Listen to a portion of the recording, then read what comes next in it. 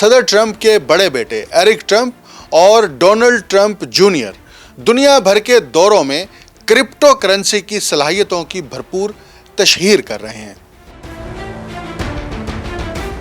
World Liberty financial خود کو غیر مرکزیت پر مبنی مالیاتی کمپنی قرار دیتی ہے۔ اس کی ویب سائٹ پر صدر ٹرمپ کو نمایاں طور پر کو فاؤنڈر ایمریٹس کے طور پر پیش کیا گیا ہے، جبکہ ان کے تینوں بیٹے ایرک، ڈونلڈ جونیئر اور بیرن ٹرمپ کو کو فاؤنڈرز کے طور پر درج کیا گیا ہے۔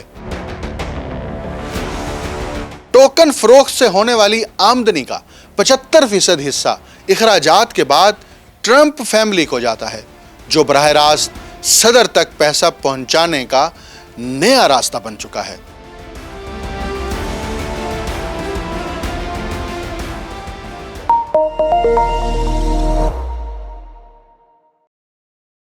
آپ دیکھ رہے ہیں انٹولڈ سٹوری ود ڈاکٹر اکمل سومرو۔ جب سیاست، طاقت اور دولت ایک دوسرے میں یوں گھل مل جائیں کہ حد فاصل ہی مٹ جائے، تب سوال یہ اٹھتا ہے کہ اصل میں حکومت کون چلا رہا ہے؟ عوام یا چند خاندان جو ریاستی طاقت کو نجی تجارت کے ساتھ جوڑ کر اربوں ڈالر بنا رہے ہیں؟ آج ہم بات کر رہے ہیں ٹرمپ فیملی کی، جس نے اپنی کرپٹو سلطنت قائم کر کے نہ صرف امریکی سیاست کو بدل دیا ہے بلکہ عالمی مالیاتی نظام کے بارے میں بھی خطرناک سوالات کھڑے کر دیے ہیں۔ صدر ٹرمپ کی حکومت نے جب سے کرپٹو کرنسی سے متعلق ضابطوں میں نرمی کی ہے اور امریکہ کو ڈیجیٹل اثاثوں کا عالمی مرکز بنانے کا اعلان کیا ہے، تب سے اخلاقی حدود، حکومتی پالیسی اور نجی کاروباری مفادات کے باہمی امتزاج پر سوالات مزید شدت اختیار کر گئے ہیں، خصوصاً اس پس منظر میں کہ ٹرمپ فیملی خود اس شعبے میں گہری سرمایہ کاری رکھتی ہے۔ گزشتہ ایک برس سے زائد عرصے سے صدر ٹرمپ کے بڑے بیٹے ایرک ٹرمپ اور ڈونلڈ ٹرمپ جونیئر دنیا بھر کے دوروں میں کرپٹو کرنسی کی صلاحیتوں کی بھرپور تشہیر کر رہے ہیں۔ What's the solution for that? The answer is crypto. مختلف تقاریب میں خطاب کرتے ہوئے وہ ڈیجیٹل فائنانس کے سب سے بڑے انقلابی امکانات کے داعی بنے ہوئے ہیں۔ ڈونلڈ ٹرمپ جونیئر کا کہنا ہے کہ میرا خیال ہے کہ یہ ہماری جدید مالیاتی دنیا کو ہمیشہ کے لیے بدل دے گی۔ وہ ٹرمپ فیملی کی سرپرستی میں چلنے والے ایک کرپٹو منصوبے ورلڈ لبرٹی فائنانشل کی بھی سرگرم ترویج کرتے رہے ہیں۔ ان کے مطابق ہم نے اس کا نام ورلڈ لبرٹی اس لیے رکھا کہ اس میں آزادی کا تصور بھی ہے اور عالمی رسائی بھی۔ یہ صرف امریکہ تک محدود نہیں ہے۔ ستمبر 2024 میں شروع ہونے والی ورلڈ لبرٹی فائنانشل خود کو غیر مرکزیت پر مبنی مالیاتی کمپنی قرار دیتی ہے۔ اس کی ویب سائٹ پر صدر ٹرمپ کو نمایاں طور پر کو فاؤنڈر ایمریٹس کے طور پر پیش کیا گیا ہے، جبکہ ان کے تینوں بیٹے ایرک، ڈونلڈ جونیئر اور بیرن ٹرمپ کو کو فاؤنڈرز کے طور پر درج کیا گیا ہے۔ اس فہرست میں اسٹیو وٹکاف، جو اب صدر ٹرمپ کے سفارتی خصوصی ایلچی ہیں، اور ان کے بیٹے زیک اور ایلیکس وٹکاف بھی شامل ہیں۔ ایک نوٹ میں وضاحت کی گئی ہے کہ ٹرمپ اور وٹکاف دونوں کو عہدہ سنبھالنے کے بعد اس فہرست سے نکال دیا گیا ہے، یعنی کہ اب وہ کو فاؤنڈرز نہیں ہیں۔ ٹرمپ فیملی کے کرپٹو منصوبوں کے روابط اس صنعت کی نمایاں ترین شخصیات تک پھیلے ہوئے ہیں۔ گزشتہ ماہ امریکی صدر ٹرمپ نے بائنانس کے ارب پتی بانی چانگ پنگ زاؤ کو معافی دے دی، جو دنیا کا سب سے بڑا کرپٹو ایکسچینج چلاتے ہیں۔ زاؤ اس سے قبل امریکی پابندیوں سے بچنے کے اعتراف اور منی لانڈرنگ قوانین کی خلاف ورزی کے جرم میں قصوروار ٹھہرائے جا چکے تھے۔ سال کی شروعات میں متحدہ عرب امارات کی ایک سرکاری سرمایہ کاری کمپنی نے جب بائنانس میں سرمایہ کاری کا ارادہ ظاہر کیا تو کمپنی نے مبینہ طور پر ورلڈ لبرٹی فائنانشل کو بھی یہ پیشکش کی، یہ تجویز دیتے ہوئے کہ $2 ارب کا سودا اس نئے جاری کیے گئے اسٹیبل کوائن USD1 کے ذریعے مکمل کیا جا سکتا ہے۔ جو امریکی ڈالر کے ساتھ منسلک ایک کرپٹو کرنسی ہے۔ اس کے باوجود یہ ممکنہ معاہدہ ورلڈ لبرٹی کے لیے ایک بڑی مالی کامیابی ہوتا اور ٹرمپ فیملی کے لیے بھاری آمدنی کا ذریعہ بنتا۔ ٹرمپ فیملی نے صرف ورلڈ لبرٹی فائنانشل سے 400 سے 500 ملین ڈالر کمائے ہیں، جبکہ ڈونلڈ ٹرمپ کے دور صدارت میں ان کی مجموعی کرپٹو آمدنی ممکنہ طور پر 1 ارب ڈالر سے تجاوز کر چکی ہے، جو ان کے روایتی کاروبار جیسے گولف کلب، ریزورٹس، ٹرمپ نام کے لائسنسنگ سے حاصل ہونے والی آمدنی جو سال کے پہلے 6 ماہ میں 60 ملین ڈالر سے بھی کم تھی کے مقابلے میں کئی گنا زیادہ ہے۔ ڈونلڈ ٹرمپ نے اپنے خاندان کے کرپٹو کاروبار کا دفاع کرتے ہوئے کہا، میرے بیٹے ایک بزنس چلا رہے ہیں۔ I've also signed historic executive orders to end the federal government's war on crypto. وہ حکومت میں نہیں ہیں۔ مالیاتی نظام کو جمہوری بنانے کا عمل روایتی بینکاری سے نہیں آئے گا، یہ کرپٹو کے ذریعے آئے گا۔ رواں سال اگست میں نیسڈیک میں listed company Alt five Sigma نے ورلڈ لبرٹی فائنانشل کے ٹوکنز کے ساتھ 750 ملین ڈالر خریدے، جو اس بزنس کے بڑھتے ہوئے حجم کو ظاہر کرتا ہے۔ رپورٹس کے مطابق ٹوکن فروخت سے ہونے والی آمدنی کا 75% حصہ اخراجات کے بعد ٹرمپ فیملی کو جاتا ہے، جو براہ راست صدر تک پیسہ پہنچانے کا نیا راستہ بن چکا ہے۔ یہ کرپٹو منصوبے روایتی انتخابی فنڈنگ کے قوانین کو بائی پاس کر سکتے ہیں اور غیر ملکی افراد یا کمپنیاں جو امریکی سیاسی مہمات کو براہ راست چندہ نہیں دے سکتی، بالواسطہ طور پر صدر کی حمایت کر سکتی ہیں۔ وائٹ ہاؤس کا اصرار ہے کہ ورلڈ لبرٹی فائنانشل مکمل طور پر نجی فن ٹیک کمپنی ہے جس کا کسی سیاسی سرگرمی سے کوئی تعلق نہیں۔ دوسری طرف ٹرمپ کے نام پر بنائے گئے میم کوائنز نے بھی خاندان کے لیے سینکڑوں ملین ڈالرز کی فیسیں پیدا کی ہیں، اگرچہ ان کوائنز کی مارکیٹ ویلیو زمین بوس ہو چکی ہے اور عام سرمایہ کار بھاری نقصان میں ہیں۔ مئی کے مہینے میں صدر ٹرمپ نے ورجینیا کے اپنے کنٹری کلب میں کرپٹو سرمایہ کاروں کے ساتھ ایک ہائی پروفائل ڈنر کا اہتمام کیا تھا۔ اس ملاقات میں ٹرمپ میم کوائن کے بڑے سرمایہ کار شامل تھے، جن میں جسٹن سن بھی موجود تھا، ایک چینی نژاد ارب پتی جس پر امریکی SEC نے سیکیورٹیز فراڈ کے الزامات عائد کر رکھے ہیں۔ سن نے ورلڈ لبرٹی فائنانشل میں تقریباً 75 ملین ڈالر کی سرمایہ کاری کی تھی، اور حیران کن طور پر چند ہی ہفتوں بعد SEC نے اس کے خلاف کیس کو عارضی طور پر روک دیا۔ اس اقدام نے یہ سوال ضرور پیدا کر دیا کہ آیا اثر و رسوخ، مفادات کا ٹکراؤ یا پس پردہ کوئی اور معاملہ سامنے آیا ہے۔ وائٹ ہاؤس نے اپنے سرکاری بیان میں یہ تک کہا کہ موجودہ انتظامیہ امریکہ کو کرپٹو انوویشن میں عالمی رہنما بنانے کے لیے پرعزم ہے، اور یہ کہ نئی پالیسی آرائش نہیں بلکہ امریکی معیشت کے لیے نئے مواقع پیدا کرنے کا ذریعہ ہے۔ فوربس میگزین نے بھی اس پر ایک تفصیلی رپورٹ جاری کی، جس کے مطابق صدر ٹرمپ کی مجموعی دولت میں گزشتہ 1 سال کے دوران 3 ارب ڈالر کا اضافہ ہوا ہے، جس میں سب سے بڑا حصہ کرپٹو اثاثوں کا ہے۔ 23 جنوری 2025 کو صدر ٹرمپ نے ایک ایگزیکٹو آرڈر پر دستخط کیے، جس کے تحت اسٹریٹجک بٹ کوائن ریزرو قائم کرنے کا اعلان کیا گیا۔ یہیں سے ایک نئی کہانی جنم لیتی ہے جس نے ٹرمپ فیملی کی قسمت بدل دی۔ میڈیا نے اسے فوراً ہی کرپٹو دوست پالیسی، امریکی جدت اور ڈیجیٹل اثاثوں میں عالمی قیادت کی جانب تاریخی پیش رفت قرار دیا۔ اخبارات نے سرخیاں لگائیں کہ بالآخر حکومت جس نے بٹ کوائن کو سمجھا سامنے آ گئی ہے۔ بٹ کوائن کی قیمت میں ایک دم چھلانگ لگی، کرپٹو ٹویٹر خوشی سے پھٹ پڑا، اور مجموعی فضا زبردست پرجوش تھی، سوائے ان لوگوں کے جنہوں نے اس آرڈر کو غور سے پڑھا۔ کیوں؟ کیونکہ جب آپ اس آرڈر کی زبان، اس کے قانونی ڈھانچے اور حکومتی پالیسی میں اسٹریٹجک ریزرو کے مفہوم کو بغور دیکھتے ہیں تو تصویر یکسر بدل جاتی ہے۔ یہ صرف کرپٹو کی حمایت نہیں بلکہ ایک کہیں بڑے، کہیں زیادہ فیصلہ کن منصوبے کی تیاری ہے۔ تاریخ اس معاملے میں ایک خطرناک مثال بھی پیش کرتی ہے۔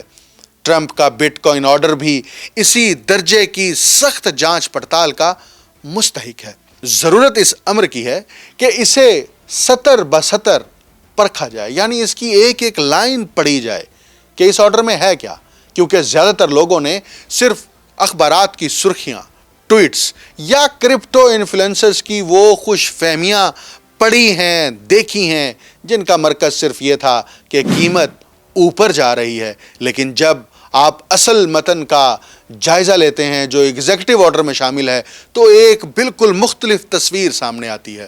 اس آرڈر کا عنوان ڈیجیٹل فائنینشل ٹیکنالوجی میں بظاہر امریکی قیادت کو مضبوط بنانا، جدت، مسابقت اور ترقی کی علامت محسوس ہوتا ہے، مگر حقیقت یہ ہے کہ عنوان محض ایک خوشنما چادر ہے۔ اصل حقیقت تفصیلات کے اندر پوشیدہ ہے۔ صدر ٹرمپ کی جانب سے جاری کیے گئے آرڈر کے پہلے حصے میں امریکی حکومت نے اعلان کیا ہے کہ وہ خود کو ڈیجیٹل اثاثوں کی عالمی منڈی میں قائدانہ پوزیشن پر لے جائے گی، اور یہ کہ ڈیجیٹل اثاثے امریکی معاشی سلامتی کے لیے ناگزیر اہمیت رکھتے ہیں۔ سب سے اہم بات یہ ہے کہ یہ آرڈر وفاقی حکومت کو ہدایت دیتا ہے کہ وہ ڈیجیٹل اثاثوں کو بطور اسٹریٹجک ریزرو اپنے پاس جمع کرے، اسے سنبھالے اور ان کو آرگنائز کرے۔ اس نقطے کو دوبارہ دیکھیے، یہ نجی ملکیت کا نہیں بلکہ حکومتی ملکیت کا معاملہ ہے۔ The United States is going to dominate crypto and the next generation. حکومت واضح طور پر بٹ کوائن کے ان ذخائر کی بنیاد رکھ رہی ہے جو اسٹریٹجک پیٹرولیم ریزرو یا فورٹ ناکس کے سونے کے ذخائر کی طرز پر ہوں گے۔ دوسرے حصے میں وزارت خزانہ کو وسیع اور مضبوط اختیارات دیے گئے ہیں۔ اسی آرڈر کی تفصیلات میں ہے کہ وزارت خزانہ وہ حصول، تحویل، ویلیویشن اور اکاؤنٹنگ کے مکمل فریم ورک کو تیار کرے گی۔ یہ کوئی رسمی یا علامتی کارروائی نہیں بلکہ ایسا انفراسٹرکچر قائم کیا جا رہا ہے جو اربوں نہیں کھربوں ڈالر مالیت کے ڈیجیٹل اثاثوں کو سنبھالنے کی استعداد رکھتا ہو۔ گویا حکومت بڑے پیمانے پر بٹ کوائن رکھنے کے پورے میکانزم کی تیاری کر رہی ہے۔ اسی آرڈر کے تیسرے حصے میں امریکی حکومت کو کئی ذرائع سے بٹ کوائن حاصل کرنے کی اجازت دی گئی ہے۔ جرائم پیشہ گروہوں سے ضبطی کے ذریعے، جیسا کہ اب تک 2,10,000 سے زائد بٹ کوائن مختلف کارروائیوں میں امریکی حکومت نے ضبط کیے ہیں۔ قانونی جرمانوں اور تصفیوں میں بطور ادائیگی قبول کر کے اور کھلی منڈی یا اسٹریٹجک ڈیلز کے ذریعے سیدھی خریداری کر کے۔ اہم بات یہ ہے کہ حکومت کتنی مقدار حاصل کر سکتی ہے اس پر کوئی حد مقرر نہیں ہے۔ یہ ساری حکمت عملی 1933 کے اس ایگزیکٹو آرڈر کی حیران کن یاد دلاتی ہے جب اس وقت کے امریکی صدر نے یہ حکم جاری کیا تھا کہ سونے کو اسٹریٹجک قومی اثاثہ بنا دیا گیا ہے، اور اس کو قومی اثاثہ قرار دے کر خزانے کو مکمل اختیارات دیے گئے تھے کہ وہ نجی افراد سے سونا حاصل کرے اور قومی ریزرو میں اسے شامل کیا جائے۔ ٹرمپ کا آرڈر روز ویلٹ کی پالیسی کے ابتدائی 3 ہی مراحل کی لفظی نقل ہے۔ پہلے بٹ کوائن کو اسٹریٹجک قرار دینا، پھر اسے حاصل کرنے کے اختیارات دینا، اور اس کے بعد انفراسٹرکچر قائم کرنا۔ اسی آرڈر کے چوتھے مرحلے یعنی لازمی حصول اور قیمت کی از سر نو تعین ابھی سامنے آنا باقی ہے۔ سوال یہ ہے کہ حکومت آخر یہ سب کیوں کر رہی ہے؟ اس کا جواب بالکل سیدھا ہے، قرض۔ یعنی امریکہ پر اس وقت 37 کھرب ڈالر سے زائد کا قرض ہے۔ یعنی امریکہ پر اس وقت 37 کھرب ڈالر سے زائد کا قرض ہے۔ قرض برائے جی ڈی پی شرح 132% پر پہنچ چکی ہے، اور صرف سود کی سالانہ ادائیگی 1 کھرب 20 ارب ڈالر ہے۔ جو 2027 تک 2 کھرب ڈالر سے تجاوز کر سکتی ہے۔ روایتی اکنامک طریقے، ٹیکس بڑھانا، اخراجات کم کرنا یا اقتصادی نمو اس مسئلے کا حل نہیں ہے۔ تاریخ بتاتی ہے کہ اسٹریٹجک اثاثوں کی جبری اثر نو قیمت ہی واحد راستہ بنتا ہے۔ 1933 میں حکومت نے سونا 20.67 ڈالر فی اونس کی قیمت پر عوام سے لے کر اسے 35 ڈالر فی اونس مقرر کر دیا، جس کے نتیجے میں خزانے کے ذخائر ایک ہی رات میں 4 ارب سے بڑھ کر 6 ارب 80 کروڑ ڈالر ہو گئے، اور قومی قرض کا تقریباً 40% صفحہ ہستی سے مٹ گیا۔ یہی فارمولا اگر بٹ کوائن پر لاگو ہو تو صورتحال بالکل واضح ہے۔ اگر حکومت اگلے 3 سال میں 10 لاکھ بٹ کوائن جمع کر لے اور اوسط 60,000 ڈالر فی کوائن کے حساب سے یہ ذخیرہ 60 ارب ڈالر میں تیار ہو جائے، اور بعد میں حکومت اپنی balance sheet per but coin کی قیمت 1 ملین ڈالر فی کوائن مقرر کر دے، تو یہ اثاثے اچانک 1 کھرب ڈالر کی شکل اختیار کر لیں گے، جو قومی قرض کے بڑے حصے کو بے اثر کرنے کے لیے کافی ہے۔ اگر سونے کی قیمت کا سر نو تعین بھی ساتھ شامل ہو جائے تو حکومت 5 سے 7 کھرب ڈالر مالیت کے ایسے ٹھوس اثاثے تیار کر سکتی ہے جنہیں ساؤنڈ منی کے نام پر پیش کیا جائے گا۔ اگر امریکی حکومت ایک دن یہ اعلان کر دے کہ بٹ کوائن کی سرکاری قیمت 1 ملین ڈالر فی کوائن ہے تو اس کے اثرات پوری مارکیٹ کو جھنجھوڑ کر رکھ دیں گے۔ مارکیٹ فوراً اس قیمت کو قبول کر لے گی، جبکہ امریکی ڈالر کی خریداری قوت ڈرامائی طور پر بلکہ ممکنہ طور پر 90% تک گر سکتی ہے۔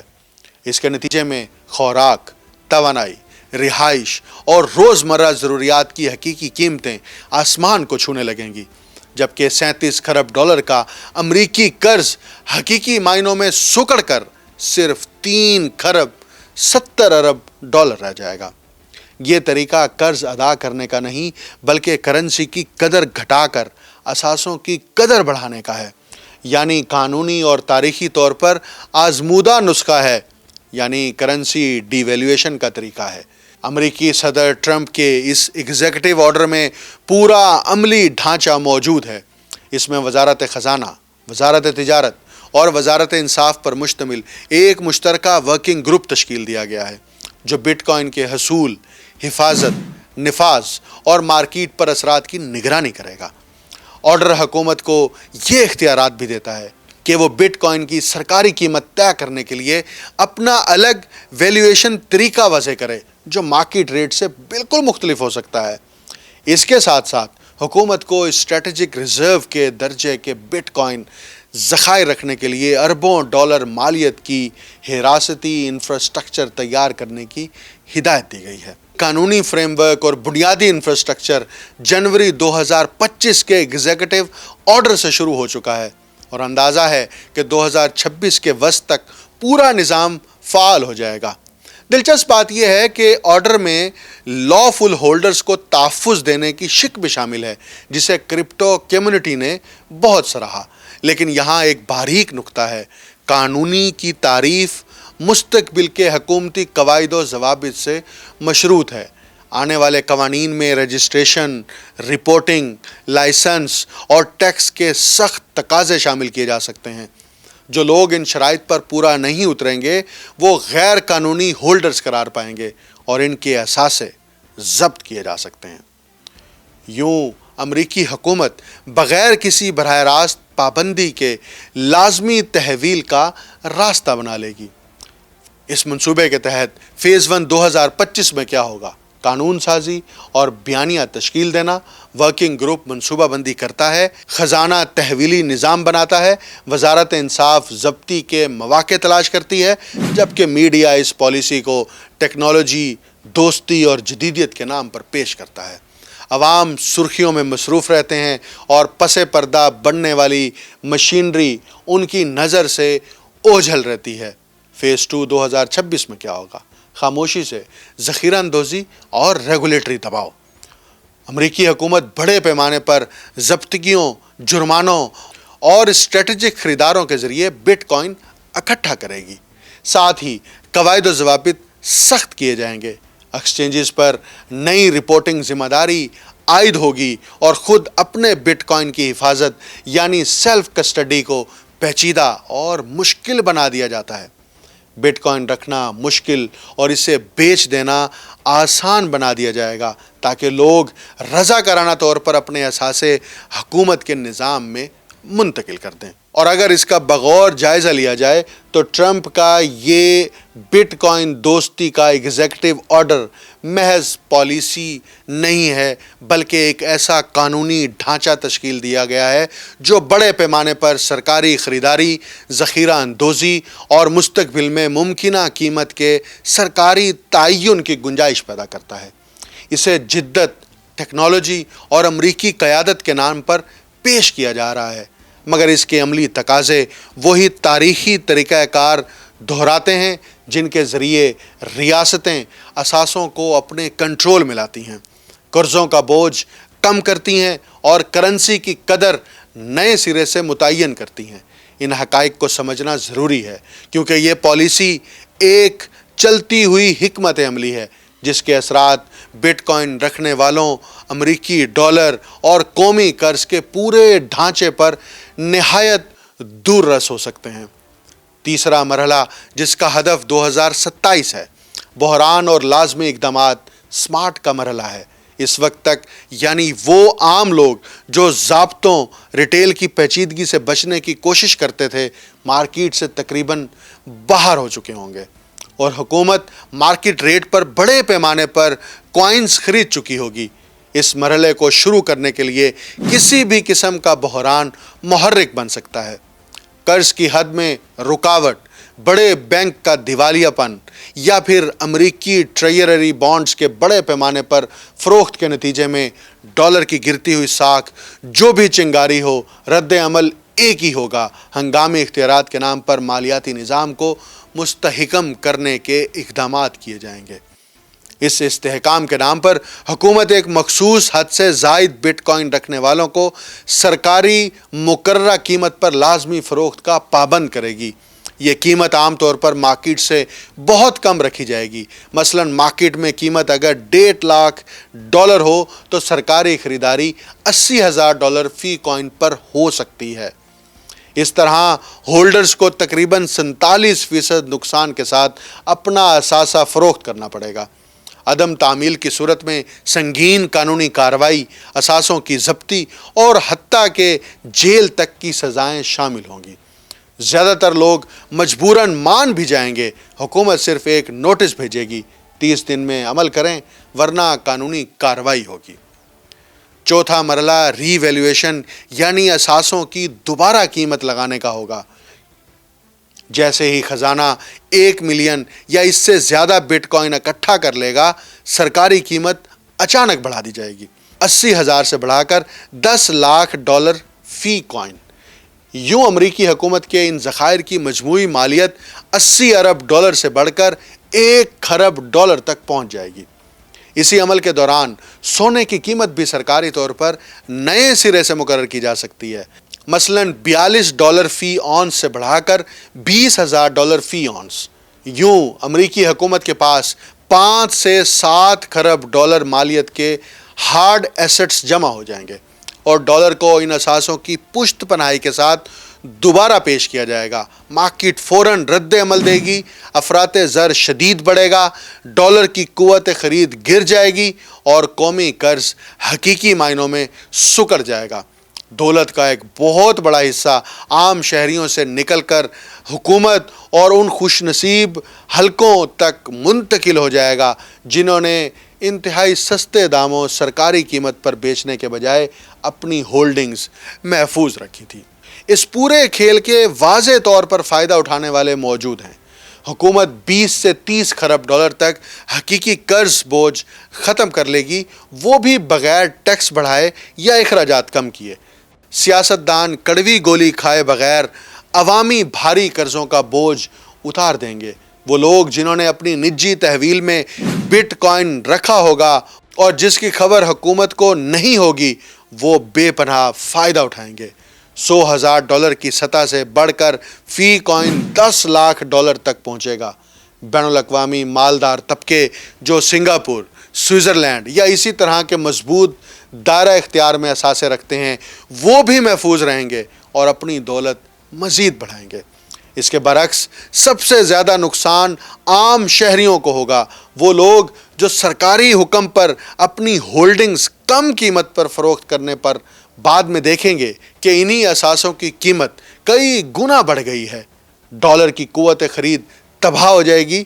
بچتیں، پینشنز اور مقررہ آمدنی والے گھرانے سب سے زیادہ متاثر ہوں گے۔ تنخواہیں مہنگائی کے سامنے دم توڑ دیں گی اور ایڈجسٹیبل ریٹ قرضے رکھنے والے لاکھوں لوگوں کے گھروں کو نیلامی کی نوبت تک لے آئیں گے۔ یہ دولت کی منتقلی 1933 کی گولڈ کنفسکشن سے کہیں بڑی ہوگی، کیونکہ آج قرض اور کرنسی دونوں کی بنیادیں زیادہ کمزور ہیں۔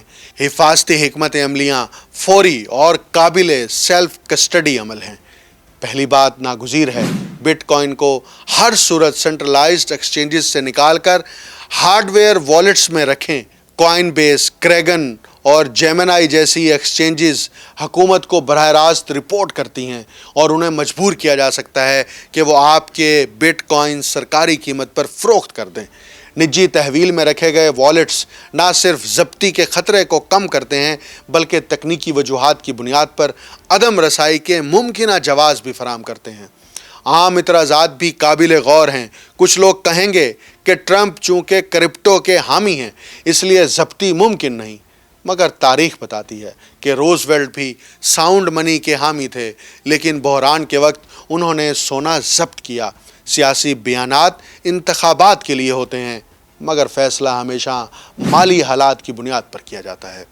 کچھ لوگ سمجھتے ہیں کہ بٹ کوائن اپنی غیر مرکزیت کے باعث محفوظ ہے، لیکن ملکیت غیر مرکزیت نہیں ہے۔ امریکی ایکسچینجز کے پاس مکمل ریکارڈ ہے کہ کون، کب اور کتنی مقدار میں بٹ کوائن رکھتا ہے۔ سیاسی رد عمل بھی کوئی ضمانت نہیں۔ تاریخ بتاتی ہے کہ حکومتیں بحران میں سخت فیصلے کرتی ہیں اور بعد میں عوامی غصہ سنبھال لیتی ہیں، اور سازش کا الزام بھی بے معنی ہے۔ ایگزیکٹو آرڈر خود ثبوت کے طور پر موجود ہے۔ اسٹریٹجک ریزرو، سرکاری قیمت کا فارمولا، سرکاری تحویل کا نظام اور تاریخی مماثلتیں سب واضح ہیں۔ ٹرمپ کا ایگزیکٹو آرڈر صرف کرپٹو دوستی نہیں بلکہ وہی 1933 کا عمل ہے جسے قرض اور کرنسی بحران نے دوبارہ جنم دیا ہے۔ آرڈر جاری ہو چکا ہے، ورکنگ گروپ سرگرم ہیں اور انفراسٹرکچر تیار ہو رہا ہے۔ آپ کے پاس 18 سے 36 مہینوں کا وقت ہے کہ اپنی پوزیشن درست کریں۔ ابھی اقدام کریں، صرف سرخیوں پر نہ جائیں، کیونکہ جب لازمی تعمیل کا مرحلہ آئے گا تب فیصلے امریکی عوام کے ہاتھ میں نہیں رہیں گے۔ مجھے ڈاکٹر اکمل سمرو کو اجازت دیجیے۔ اللہ حافظ۔